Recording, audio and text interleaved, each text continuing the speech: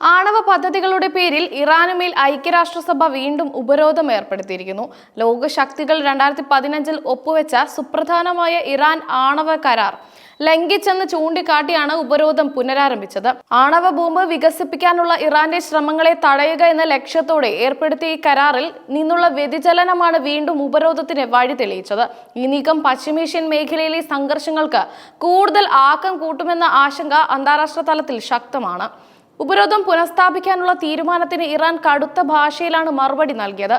ഉപരോധം ആകാശം ഇടിഞ്ഞു വീഴൽ അല്ല എന്ന് പ്രഖ്യാപിച്ച് ഇറാൻ പ്രസിഡന്റ് മസൂദ് പെഷസ്കിയാൻ അന്താരാഷ്ട്ര സമൂഹത്തിന് ശക്തമായ സന്ദേശം നൽകി.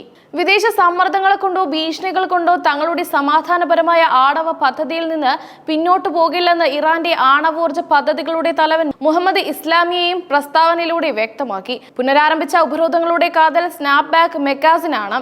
ബ്രിട്ടൻ, ഫ്രാൻസ്, ജർമ്മനി എന്നീ രാജ്യങ്ങളാണ് ഈ നിർണായക നടപടി പ്രഖ്യാപിച്ചത്. 2015 JCPOA കരാർ രൂപകൽപ്പന ചെയ്തപ്പോൾ തന്നെ ഉൾപ്പെടുത്തിയ ഒരു വ്യവസ്ഥയാണ് സ്നാപ്പ് ബാക്ക്. കരാറിലെ വ്യവസ്ഥകൾ ഇറാൻ ലംഘിച്ചെന്ന് ഏതെങ്കിലും പങ്കാളി രാജ്യം ആരോപിച്ചാൽ UN സുരക്ഷാ കൗൺസിലിൽ പുതിയ പ്രമേയം അവതരിപ്പിക്കുകയോ വോട്ട് ചെയ്യുകയോ ഇല്ലാതെ തന്നെ മുൻപ് എടുത്തു കളഞ്ഞ എല്ലാ UN ഉപരോധങ്ങളും സ്വയം വീണ്ടും നിലവിൽ വരും എന്നതാണ് ഇതിന്റെ പ്രത്യേകത.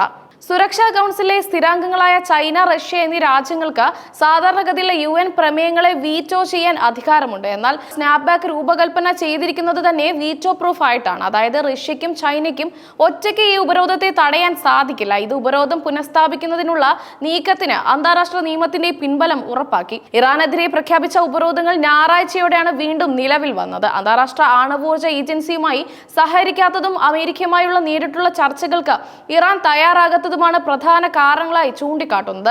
ഈ ഉപരോധം ഇറാന്റെ സമ്പദ് വ്യവസ്ഥയും ലോകരാജ്യങ്ങളുമായുള്ള ബന്ധത്തെയും സാരമായി ബാധിക്കും. ഉപരോധ പ്രഖ്യാപനത്തിന് തൊട്ടു പിന്നാലെ ഇറാന്റെ കറൻസിയായ റിയാൽ തകർന്നടിഞ്ഞു.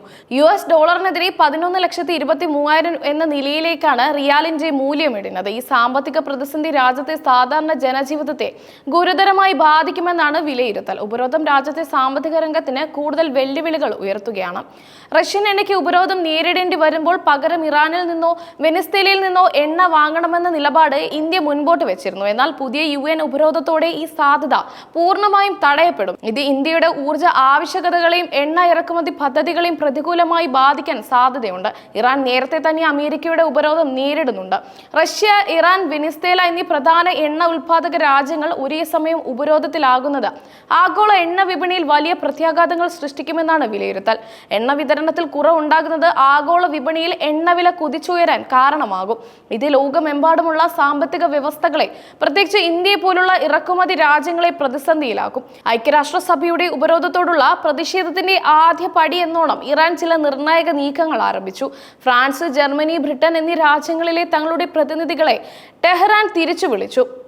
ഉപരോധം അന്താരാഷ്ട്ര നിയമങ്ങളുടെ ലംഘനമാണെന്ന് ആരോപിച്ച് ഈ രാജ്യങ്ങളുമായുള്ള നയതന്ത്ര ബന്ധത്തിൽ പ്രതിഷേധം രേഖപ്പെടുത്തുകയായിരുന്നു ഇറാന്റെ ലക്ഷ്യം. ഉപരോധ ഭീഷണികൾക്കിടയിലും തങ്ങളുടെ ആണവ പദ്ധതികളുമായി മുന്നോട്ടു പോകാൻ ഇറാൻ തീരുമാനിച്ചു. നിലവിലുള്ള ആണവ കേന്ദ്രങ്ങളിൽ നവീകരണ പ്രവർത്തനങ്ങൾ ആരംഭിക്കുകയും യുറേനിയം സമ്പുഷ്ടീകരണ പ്ലാന്റുകൾ പ്രവർത്തനം ഊർജിതമാക്കുകയും ചെയ്തു.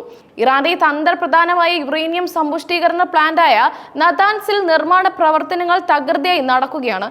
ഉപഗ്രഹ ചിത്രങ്ങൾ പ്രകാരം നതാൻസിലേക്ക് വലിയ തുരങ്കങ്ങൾ നിർമ്മിക്കുന്നതിന്റെ സൂചനകളുണ്ട്. നിലവിലുള്ള കെട്ടിടത്തിന്റെ വിസ്തൃതി വർദ്ധിപ്പിക്കാനുള്ള നിർമ്മാണവും നടക്കുന്നു.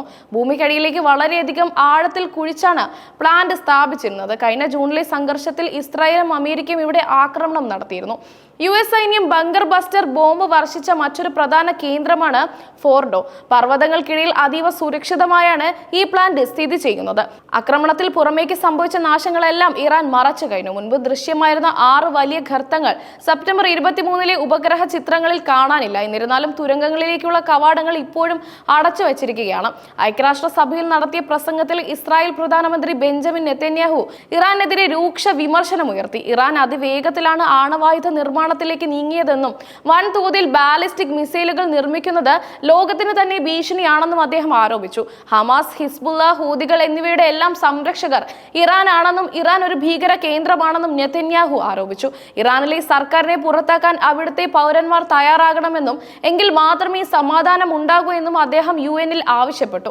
നെതന്യാഹു പ്രസംഗിക്കാൻ എഴുന്നേറ്റപ്പോൾ ഐക്യരാഷ്ട്രസഭയിലെ യോഗത്തിൽ നിന്ന് ഭൂരിഭാഗം വിദേശ പ്രതിനിധികളും പ്രതിഷേധ സൂചകമായി ഇറങ്ങിപ്പോയത് ശ്രദ്ധേയമായി. പ്രശ്നമായി. അദ്ദേഹത്തിന് മുന്നിൽ കാലി കസേരകളാണ് കൂടുതലും ഉണ്ടായിരുന്നത്. ഇത് നെതന്യാഹുവിന്റെ നിലപാടുകളോടുള്ള അന്താരാഷ്ട്ര സമൂഹത്തിന്റെ ഭിന്നമായ കാഴ്ചപ്പാടാണ് തുറന്നു കാട്ടിയത്. ഇറാനെതിരെയുള്ള UN ഉപരോധം, പശ്ചിമേഷ്യൻ രാഷ്ട്രീയം, ആണവ സുരക്ഷ, ആഗോള ഊർജ്ജ വിപണി, അന്താരാഷ്ട്ര നയതന്ത്രം എന്നിങ്ങനെ വിവിധ തലങ്ങളിൽ ഒരു ബഹുമുഖ പ്രതിസന്ധിക്ക് തുടക്കമിട്ടിരിക്കുകയാണ്. ഉപരോധത്തെ മറികടക്കാൻ ആണവ പദ്ധതികളുമായി മുന്നോട്ട് പോകാനുള്ള ഇറാന്റെ തീരുമാനം മേഖലയിലെ സംഘർഷ സാധ്യത വർദ്ധിപ്പിക്കുകയും ലോകരാഷ്ട്രങ്ങളെ വലിയ ആശങ്കയിലേക്ക് തള്ളിവിടുകയും ചെയ്യുന്നു. ഈ നീക്കങ്ങളുടെ എല്ലാം ഫലമായി ലോകത്തിന്റെ വാതിലുകൾ തങ്ങൾക്ക് മുന്നിൽ അടയ്ക്കുകയാണെങ്കിലും ഭീഷണിക്ക് വഴങ്ങില്ലെന്ന ഉറച്ച നിലപാടിലാണ് ഇറാൻ. ഈ സാഹചര്യത്തിൽ അന്താരാഷ്ട്ര സമൂഹം, പ്രത്യേകിച്ച് അമേരിക്കയും ഇസ്രായേലും എന്ത് നിലപാട് സ്വീകരിക്കും എന്നതിലാണ് ഇനി ലോകം ഉറ്റുനോക്കുന്നത്. എണ്ണവില വർധനവും സംഘർഷ സാധ്യതയും വർദ്ധിപ്പിക്കുന്ന ഈ പ്രതിസന്ധിക്ക് എങ്ങനെയാണ് ഒരു പരിഹാരം ഉണ്ടാകുക എന്നത് കാലം തെളിയിക്കേണ്ട കാര്യമാണ്.